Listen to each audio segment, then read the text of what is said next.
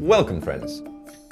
Today we're looking at a really fun object. It's a large urn-shaped beverage dispenser meant for alcoholic drinks. It's what they would in Finland call a booze samovar. It's not really a samovar. It's not really meant that you put in warm drinks as a normal samovar. It's actually meant to keep drinks cold. And what drinks? Well, booze. Hard booze. So in the middle you would have had just like plain old unflavored vodka, basically aquavit, which is a Nordic distilled vodka-like drink but flavored with something, and then cumin flavored aquavit as well.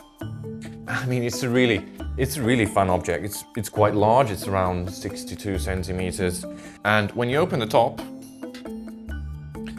you find 3 different reservoirs. The middle one is a little bit larger, around 250 centiliters, so 2.5 liters, and 1.5 liters on each side.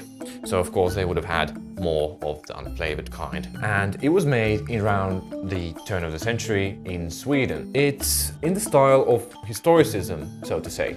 These curved handles have these sort of like Renaissance revival style, sort of Raphaelesque figures here with the putto heads. Top of the lid you will find also a putto carrying this woven basket filled with all sorts of goodies, sort of like a horn of plenty style thing with grapes and all that, referring to the contents.